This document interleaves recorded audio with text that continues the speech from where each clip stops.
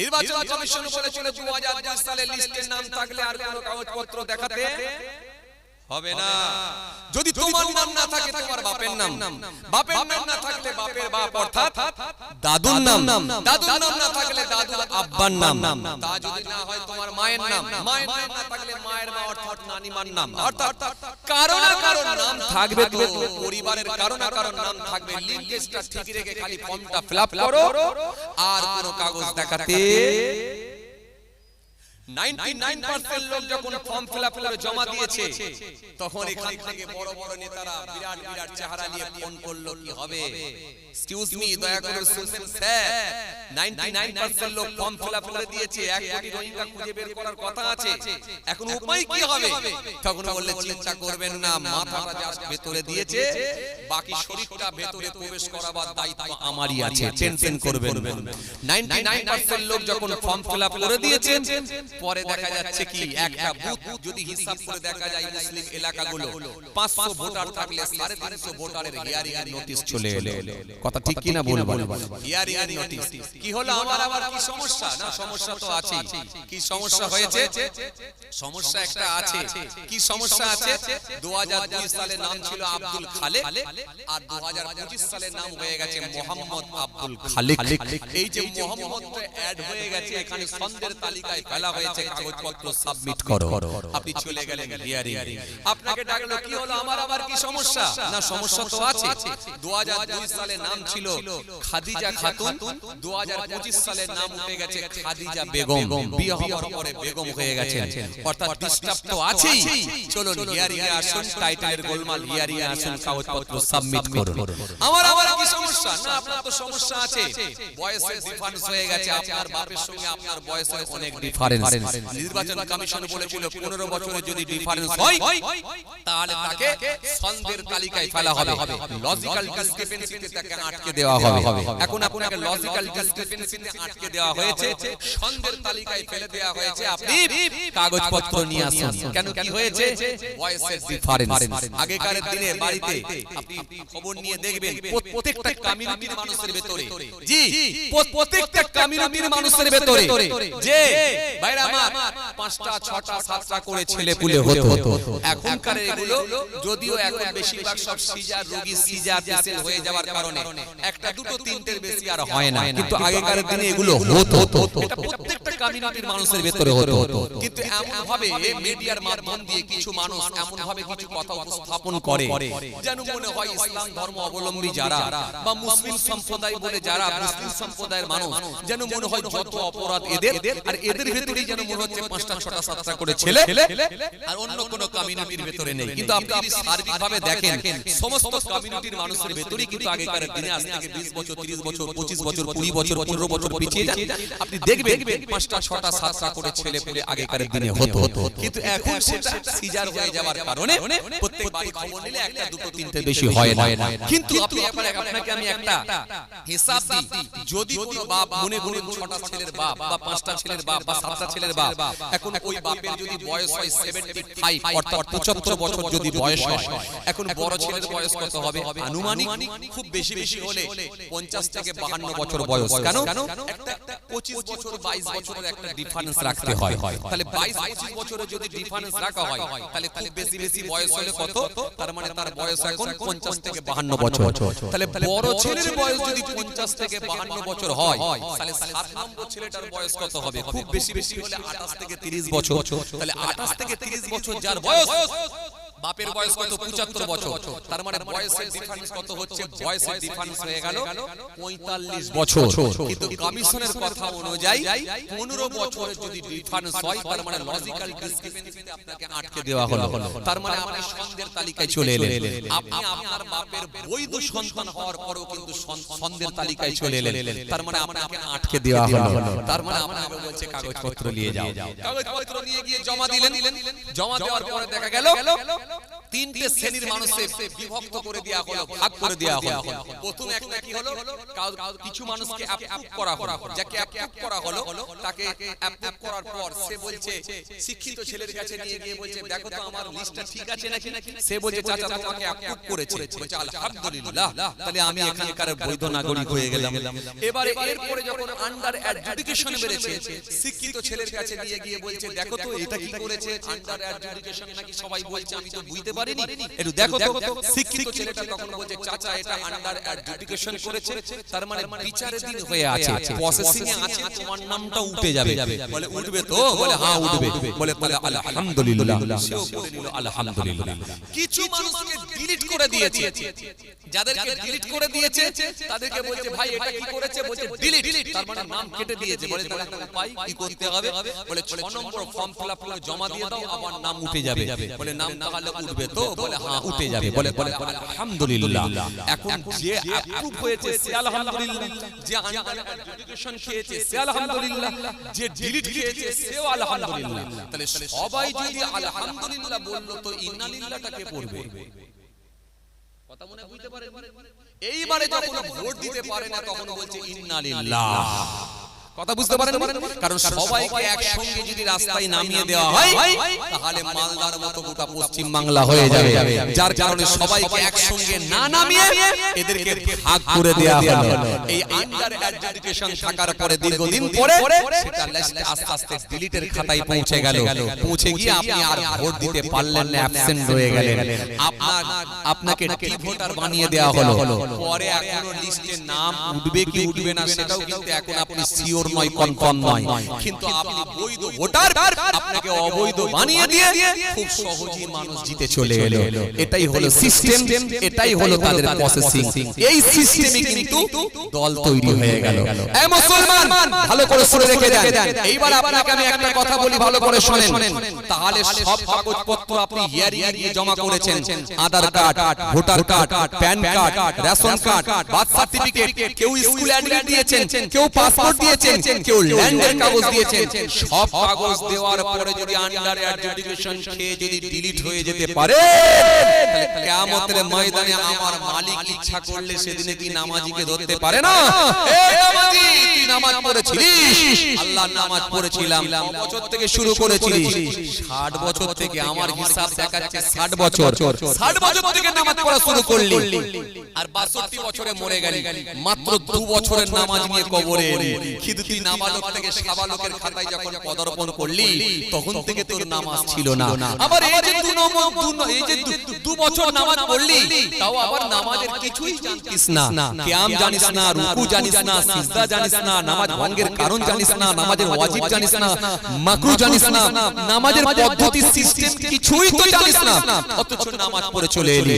আল্লাহ যদি এই কথা বলে যদি নামাজিকে কোশ্চেন করে, আচ্ছা বলেন তো দেখি সেদিনে নামাজি কি উত্তর দেবে? কথা বলে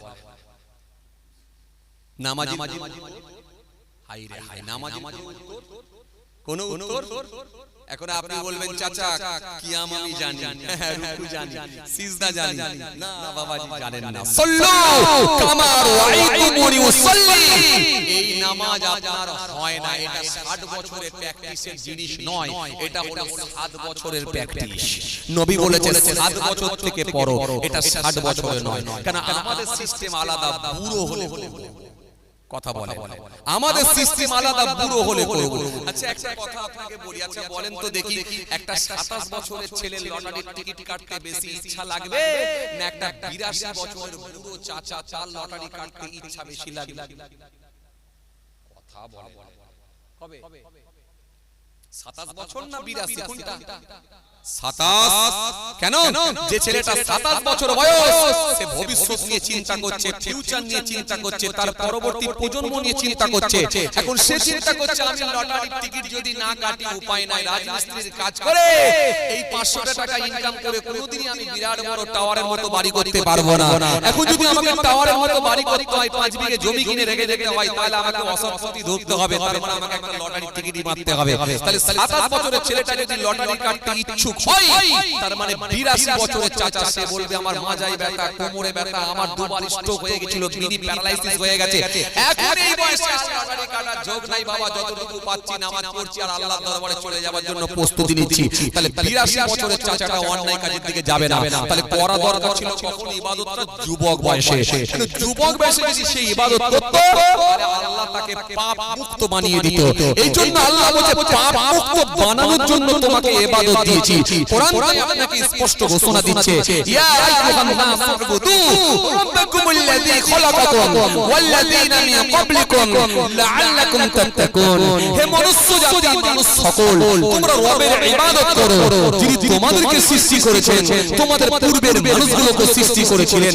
উদ্দেশ্য অন্য কিছু নয়, লাআল্লাকুম তাত্তাকুন, যাতে করে তোমরা মুত্তাকি, পরহেজগার, খোদাভীরু, তাকওয়া ওয়ালা হয়ে যেতে পারো। এই তাকওয়া ওয়ালা বানানোর জন্য আমি আল্লাহ তোমাদের ইবাদত করার নির্দেশ দিয়েছি। হে তরুণী নওজওয়ান জাওয়াকেরা, হে আমার মুরব্বিরা, বাবারা সুদীকে এই জন্য আমরা কোরআনের মধ্যে সুন্দর করে জানিয়ে দিলেন, ওয়ামান লাম ইয়াহকুম বিমা আনজালাল্লাহ ফাউলাইকা হুমুজ যালিমুন ওয়ামান লাম ইয়াহকুম বিমা আনজালাল্লাহ ফাউলাইকা হুমুল ফাসিকুন ওয়ামান লাম ইয়াহকুম বিমা আনজালাল্লাহ ফাউলাইকা হুমুল কাফিরুন।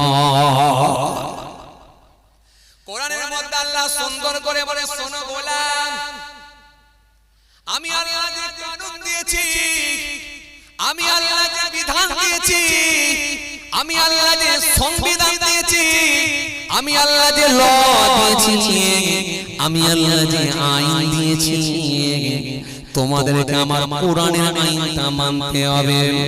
যদি তোমরা আমার কোরআনের আইন না মানো, ফাউলাইকা হুমুজ যালিমুন, অতঃপর সেই ব্যক্তিটাই হবে জালিম। আমি আল্লাহ যা কোরআন দিয়েছি, সংবিধান দিয়েছি, কানুন দিয়েছি, তোমাদেরকে আমার আইন অবশ্যই অবশ্যই মানতে হবে। যদি তোমরা আমার আইন না মানো, ফাউলাইকা হুমুল কাফিরুন, অবশ্যই অবশ্যই সেই ব্যক্তিটা হলো কাফির। ওয়ামান লাম ইয়াহকুম বিমা আনজালাল্লাহ ফাউলাইকা হুমুল ফাসিকুন, যদি তোমরা আমার কোরআনের আইন না মানো, আমার সংবিধান যদি না মানো, আমার হুকুম যদি না মানো, ফাউলাইকা হুমুল কাফিরুন, সেই ব্যক্তিটাই হবে কাফির। কোন জায়গায় আল্লাহ বললেন কাফির, কোন জায়গায় আল্লাহ বললেন, কোন জায়গায় আল্লাহ বললেন ফাসিক, কোন জায়গায় আল্লাহ বললেন জালিম। তার মানে কোরআনের আইন যদি না মানে, কোরআনের আইন যদি না মান্যতা দেয়, আল্লাহর বিধানকে যদি না মান্যতা দেয়, তার মানে আমার আল্লাহ বলছেন সেই ব্যক্তিটা আমার কাছে ফাসিক বলে গণ্য হবে। আমার কোরআনকে যদি সে মান্যতা না দেয়, তার মানে সেই ব্যক্তিটা আমার কাছে কাফির বলে চিহ্নিত হবে। আমার কোরআন যদি সে মান্যতা না দেয়, আমার বিধানকে যদি না মানে, ফাউলাইকা হুমুল ফাসিকুন, সেই ব্যক্তিটা ফাসিক বলে গণ্য হবে। কত মারাত্মক কথা! তার মানে আল্লাহর কানুনকে যদি কেউ না মানে, সেই ব্যক্তিটা আল্লাহর খাতায় ফাসিক বলে চিহ্নিত হবে, সেই ব্যক্তিটা আল্লাহর খাতায় কাফির বলে চিহ্নিত হবে, সেই ব্যক্তিটা আল্লাহর খাতায় জালিম চিহ্নিত হবে।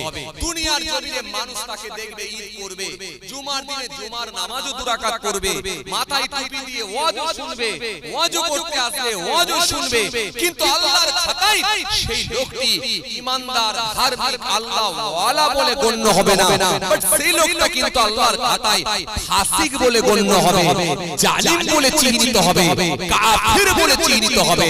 আল্লাহ বলছেন আমার আইনকে মানাটা তোমাদের জন্য বাধ্যবাধকতা। কথা কি বুঝতে পারছেন? কিন্তু আইন কবে মানবে? বুড়ো বয়সে? না, বুড়ো বয়সে তোমার লটারি কাটার ঝোঁক থাকবে না, বুড়ো বয়সে তুমি কানে হেডফোন গুঁজে দিয়ে মোবাইলের গান শোনার ঝোঁক আর থাকবে না, বুড়ো বয়সে তোমার আর সিনেমা দেখতে যাওয়ার শখ আর থাকবে না, বুড়ো বয়সে তোমার আর মোবাইলে গান শুনতে ইচ্ছা করবে না, বুড়ো বয়সে তুমি আর অন্যায় কাজে যাবে না, অটোমেটিক্যালি চেঞ্জ হবে, মৃত্যু তোমার স্মরণে আসবে। এই জন্য আমি আল্লাহ বলছি, যখন তুমি নাবালক থেকে সাবালকে পদার্পণ করবে, তখন থেকে তোমার উপর আমি ফরজ করেছি, ওয়াজিব করেছি। এই ফরজ আর ওয়াজিব এবং আমার নবী যেগুলো সুন্নতে মুআক্কাদা, যেগুলো নবী করেছে, সেগুলো 100% করতে হবে। না করলে কিন্তু আমার কাছে তোমার কোনো দাম নাই, কোনো মূল্য নাই। কিন্তু বড় আফসোস নিয়ে বলতে হয়, আমরা বুড়ো বয়সে করব বলে তৈরি হয় কিছু মানুষ আছে, দেখবে। এইজন্য দেখবেন আপনি হিসাব করে দেখেন, সমীক্ষা বলছে 100টা ঘরে যদি আপনি সমীক্ষা করেন, এখন 100টা ঘরের ভেতরে এখন আপনি হিসাব করে দেখবেন 100টা ঘরের ভেতরে এখন 85টা বাড়িতে বন্ধন ঢুকে গেছে। 85টা বাড়িতে বন্ধন, 100টা বাড়ির ভেতরে এখন 80টা বাড়িতে মহিলা সমিতি ঢুকে গেছে। 100টা মানুষের ভেতরে এখন 80টা লোক এখন মিথ্যেবাদী হয়ে গেছে। 100টা লোকের ভেতরে এখন 75টা লোক এখন বিড়িখোর হয়ে গেছে। এই সমাজের মানুষের কি অন্যায় নাই বলবো? এরা জানে একটাই কথা, কি বলেন তো, 60 পার হবে লাইনে এসে যাব কথা বলে। এইজন্য কিছু লোক দেখবেন দাড়ি রাখে 50 পার হলে, 50 পার হলে দাড়ি রেখেছে আর 5 ওয়াক্ত নামাজ ধরেছে, সোজা বলছে জান্নাতের রাস্তায় চলেছে। এত সহজ, এত সহজ। একটা সাইকেল চালাতে গেলেও আপনাকে শিখতে হয়। প্রথমে হাফ প্যাটেল, তারপরে ফুল প্যাটেল, তারপরে সিটে উঠেছেন, মাঝে মাঝে কাঁচার খেয়ে পড়েছেন, হাত পা ছিঁড়েছেন, কেটেছেন, আগুনের হাড় ফড়িয়ে ফেলেছেন, হাত পা ছিঁড়েছেন, কেটেছেন, আরে হাত পা আপনার কি বলে রক্তপাত হয়েছে শরীর দিয়ে, আপনার হাত পা ছিঁড়ে গেছে, কেটে গেছে। যেদিনে হাত পা কেটে গেছে, বড় করে কেটে গেছে, সেদিনে আপনার বন্ধুর সামনে দেখিয়েছেন, দেখ বন্ধু 3টে সেলাই নিতে হলো, একটা কেটে গেছে। বন্ধু সেদিনে আফসোস করেছে, আপনি সেদিনে গর্ব করে বলেছেন, বন্ধু মন খারাপের কিছু নেই, রক্ত না দিলে সাইকেল চালানো শেখা যায়। সেদিনে তো আপনি গর্ব করে বললেন রক্ত না দিলে সাইকেল চালানো শেখা যায়। আপনি কি করে বললেন যে গর্ব করে তো বললেন আপনি রক্ত না দিলে সাইকেল চালানো শেখা যায়? এটাও তো আপনার বলা দরকার ছিল। সিস্টেম না জানলে বুড়ো বয়সে কি আর নামাজ পড়লে হয়? সিস্টেম না জানলে বুড়ো বয়সে রোজা রাখলে কি আর হয়? সিস্টেম না জানলে বুড়ো বয়সে জিকির করলে কি আর হয়? সিস্টেম না জানলে, তরিকা না জানলে বুড়ো বয়সে কি আর পাপ মুক্ত হওয়া যায়? এটা তো একবার বলে কথা কিছু বুঝে আসছে? এজন্য যতটা সহজ আমরা মনে করছি ততটা সহজ কিন্তু নয়। হে তোরে নওজওয়ান জওয়াকেরা, হে আমার মুরব্বিরা, বাবারা শুনে কিতাবের মধ্যে পাওয়া যায় আল্লাহ নবী প্রত্যেকদিন ফজরের নামাজ পড়িয়ে সাহাবীদেরকে নিয়ে গোল করে বসতেন। আমার রাসূলুল্লাহ একদিন ফজরের নামাজ পড়িয়ে সাহাবীদেরকে নিয়ে গোল করে বসেছেন। সাহাবীরা আমার রাসূলুল্লাহর মুখের দিকে তাকিয়ে আছে। নবী প্রতিদিন ফজরের নামাজ পড়িয়ে সাহাবীদের মুখের দিকে তাকিয়ে বসে থাকতেন। নবী যখন সাহাবীদের মুখের দিকে তাকিয়ে থাকতেন, আল্লাহ নবী জিজ্ঞাসা করতেন, হে আমার সাহাবারা, হে আমার সাহাবারা, আজকে কি তোমাদের কিছু জিজ্ঞাসা আছে আমাকে বলো? আয় আমার সাহাবীরা, তোমাদের কিছু জানার ইচ্ছা আছে আমাকে বলো? আয় আমার সাহাবীরা তোমাদের কি কোনো জিজ্ঞাসা আছে আমাকে বলো নবী প্রত্যেকদিন ফজরের নামাজ পড়ে সাহাবীদের দিকে মুখ করে বসতেন সাহাবীরা আমার নবীকে প্রশ্ন করতেন জিজ্ঞাসা করতেন রাতের বেলা কেউ যদি স্বপ্ন দেখে থাকে সেটাও কিন্তু আমার নবীকে জিজ্ঞাসা করতেন তার ব্যাখ্যা কি হবে সাহাবীদের মনে যে কোনো প্রশ্ন জাগলে রাসূলুল্লাহকে জিজ্ঞাসা করতেন এইজন্য আল্লাহ নবী প্রতিদিন ফজরের নামাজ পড়ে সাহাবীদের মুখের দিকে তাকিয়ে বসে থাকতেন এই সাহাবীরা তোমরা আজকে কিছু জিজ্ঞাসা করবে সাহাবীরা যদি রাতে অন্ধকারে কিছু স্বপ্ন দেখে থাকতেন সেটাও নবী সাল্লাল্লাহু আলাইহি ওয়াসাল্লামকে জিজ্ঞাসা করতেন ইয়া রাসূলুল্লাহ এর অর্থ কি হবে মানে কি হবে ব্যাখ্যা কি হবে ইত্যাদি ইত্যাদি বিষয়গুলো খুঁটিনাটি বিষয়গুলো রাসূলুল্লাহ থেকে জিজ্ঞাসা করতেন আমার রাসূলুল্লাহ সাল্লাল্লাহু আলাইহি ওয়াসাল্লাম সাহাবীদের দিকে মুখ করে দাঁড়িয়ে বসে আছে বলো আজকে কিছু আছে প্রশ্ন বলো সাহাবীরা যখন বলে সাহাবীরা কোন প্রশ্ন আছে বলা সাহাবীরা সেই সময় বললেন ইয়া রাসূলুল্লাহ ওয়া ইয়া হাবিবাল্লাহ আজকে আমাদের কোনো প্রশ্ন নাই আমার নবী সাহাবীদের দিকে তাকিয়ে আগুনের ইশারা দিয়ে ইন্ডিকেট করলেন ও সাহাবী বলো তোমার কোনো প্রশ্ন ইয়া রাসূলুল্লাহ হাবিবাল্লাহ আজকে আমার কোনো প্রশ্ন নাই ও সাহাবী আজকে কি তোমার কোনো প্রশ্ন ইয়া রাসূলুল্লাহ হাবিবাল্লাহ আজকে আমার কোনো প্রশ্ন নাই ও সাহাবী তোমার কি কোনো প্রশ্ন ইয়া রাসূলুল্লাহ ওয়া ইয়া হাবিবাল্লাহ আজকে আমারও কোনো প্রশ্ন নাই সাহাবীদের ভেতরে কারোর আর কোনো প্রশ্ন নাই আমার রাসূলুল্লাহ ফজরের নামাজ খানা আদায় করে সাহাবীদেরকে নিয়ে গোল করে বসেছি সাহাবীরা প্রত্যেকই বলতে লেগেছে ইয়া রাসূলুল্লাহ হাবিবাল্লাহ কোনো প্রশ্ন নাই কোনো কোশ্চেন নাই আজকে কোনো সওয়াল নাই আল্লাহ নবী সেই সময় বলে শোনো সাহাবীরা আজকে তাহলে আমি তোমাদের একটা বলি আজ রাতে আমি রাসূলুল্লাহ একটা স্বপ্ন দেখলাম এই স্বপ্নটা খুব মারাত্মক স্বপ্ন এই স্বপ্নটা খুব কঠিন স্বপ্ন এই স্বপ্নটা খুব মারাত্মক স্বপ্ন ও আমার সাহাবীরা শোনো শোনো এই স্বপ্নের কথা তোমাদেরকে একটু বলি সাহাবারা অতি আগ্রহ নিয়ে আমার রাসূলুল্লাহ মুখের দিকে তাকিয়ে আছে আল্লাহ নবী সেই সময় বলা শুরু করলেন সাহাবীরা শোনো আজ রাতে আমি স্বপ্ন দেখলাম দুইজন ব্যক্তি এসে আমার দুই হাত ধরেছে দুই হাত ধরে আমাকে হাঁটিয়ে হাঁটিয়ে হাঁটিয়ে হাঁটিয়ে নিয়ে যাচ্ছেন বহু দূরে আমাকে নিয়ে গেলেন বহু দূর নিয়ে যাওয়ার পরে আমি রাসূলুল্লাহ দেখতে পেলাম এক ব্যক্তি বসা অবস্থায় আছে আর এক ব্যক্তি দাঁড়ানো অবস্থায় আছে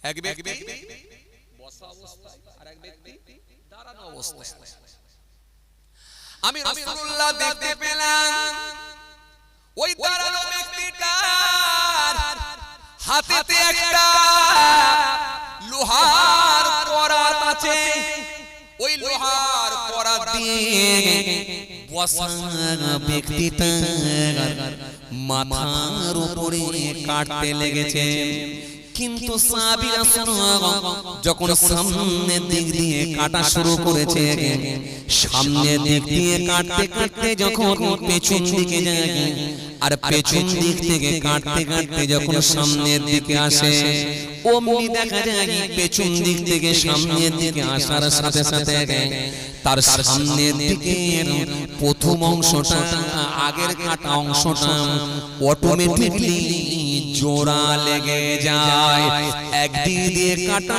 হয় আর একদিক দিয়ে জোড়া লেগে যায় একদিক দিয়ে কাটা হয় আর একদিক দিয়ে জোড়া লেগে যায় ও আমার সাহাবীরা দেখে আমি একটু চমকে উঠলাম চমকে উঠে আমার সাথীদের বললাম আমার সঙ্গীদের বললাম আমি আমার সাথীদের বললাম এই আমার সাথীরা এই মানুষটা কি করেছিল একবার বলো সাথীরা বলল হুজুর বিয়াদবি নেবেন না হুজুর, সামনে চলুন, আগে চলুন।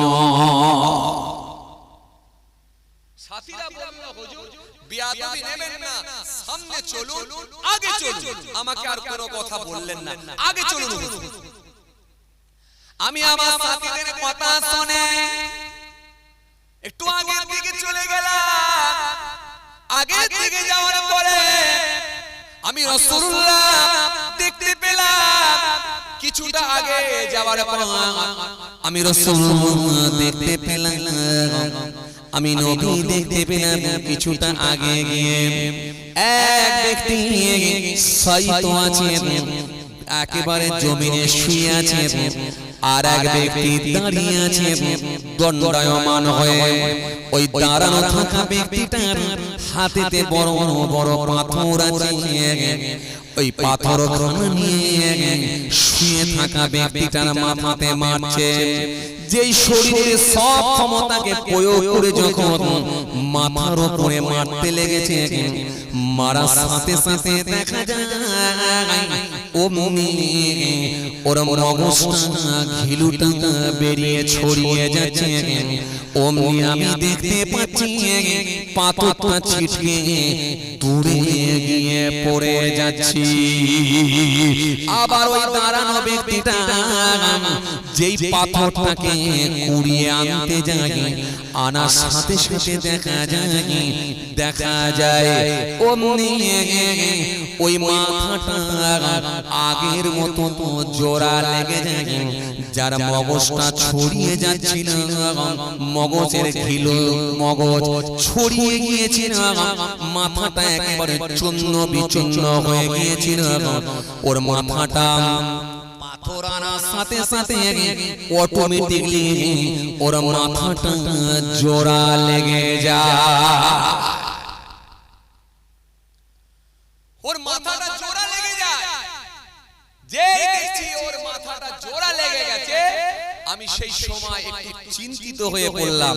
আমার সাথীদের বললাম, আমার সাথীরা এই মানুষটা কি করেছিল বলো? তাকে কঠিন সাজা পেতে হচ্ছে, কঠিন আযাব ভোগ করতে হচ্ছে, ব্যাপারটা আমাকে একটু বলো। সাথীরা বলল, হুজুর বিয়াদবি নেবেন না হুজুর, বিয়াদবি নেবেন না হুজুর, সামনে চলুন। আমাকে আর কোনো কথা না বলে বলল, হুজুর আগে চলুন, সামনে চলুন। আমি আর কোনো কথা না বলে আগে যেতে লাগলাম। সাথীরা যে আমাকে বলল আগে চলেন, আমি অমনি আগে চলতে লাগলাম। আগে যেতে লাগলাম। আগে যাওয়ার পর কিছুটা যাবার পরে আমি রাসূলুল্লাহ দেখতে পেলাম, আমি নবী দেখতে পেলাম। হায় রে হায়, একটা উনুন, একটা আগুন, একটা চুলো দেখতে পেলাম। আমার সাথীরা বলল, হুজুর একটু আগিয়ে যান, চুলোটার দিকে একটু তাকান। আমি যেই চুলোটার দিকে একটু তাকিয়ে দেখলাম, ওই চুলোর মুখটা সরু কিন্তু ভেতরটা অনেক প্রশস্ত চওড়া, যার গভীরতা অনেক বেশি। আমার সাথীরা সেই সময় বলল, হুজুর ওই আগুনের দিকে একটু তাকিয়ে দেখুন। যখনই আমি ওই আগুনের দিকে তাকিয়ে দেখলাম, আমি দেখতে পেলাম আগুনের শিখাটা উপর দিকে ওঠে। আগুনের শিখা যখন উপর দিকে ওঠে, ওই চুলোর ভেতরে উলঙ্গ নারী আর পুরুষদের ওখানে নিক্ষেপ করা হয়েছে। ওই আগুনের শিখার সঙ্গে, আগুনের শিখার সঙ্গে ওই উলঙ্গ নারী আর পুরুষগুলো উপর দিকে উঠে আসে। দেখে আমি অবাক হয়ে গেলাম। একটা পর্যায়ে আমি মনে করেছিলাম মনে হয় বেরিয়ে যাবে এই নারী পুরুষগুলো, চুলোর ভেতর থেকে বেরিয়ে যাবার মতো উপক্রম। কিন্তু আল্লাহর কুদরতি ক্ষমতায় মুহূর্তের মধ্যে আগুনের শিখাটা নিচের দিকে নেমে গেল। নেমে যাওয়ার সাথে সাথে দেখা যায় ওই নারী আর পুরুষগুলো চুলোর মধ্যে নেমে গেল। একবার করে উপর দিকে ওঠে, আর একবার করে নিচের দিকে নেমে যায়। কিন্তু চুলোর বাইরে তারা আসে না। আমি আমার সাথীদের বলেছিলাম, আয় আমার সাথীরা, আয় আমার সঙ্গীরা, এই মানুষটা কি অন্যায় করেছে একবার বলো। এই মহিলা আর নারী আর পুরুষগুলো কি অপরাধ করেছে একবার বলো। সাথীরা বলল, হুজুর বেয়াদবি নেবেন না হুজুর, সামনে চলুন, আগে চলো। সাথীরা যে বলেছে আগে চলান, আমি আর কোনো কথা না বলে এরপরে কিছুটা আগে গেলাম। কিছুটা আগে যাওয়ার পর একটা রক্তের নদী দেখতে পেলাম। ওই রক্তের নদীর উপর দিয়ে এক ব্যক্তি সাঁতার কাটতে লেগেছে। সাঁতার কাটতে কাটতে কাটতে কাটতে ব্যক্তিটি যখন অপার হয়ে যায়, অমনি কিনারায় ওঠার চেষ্টা করে। যেই কিনারায় ওঠার চেষ্টা করে, অমনি দেখা যায়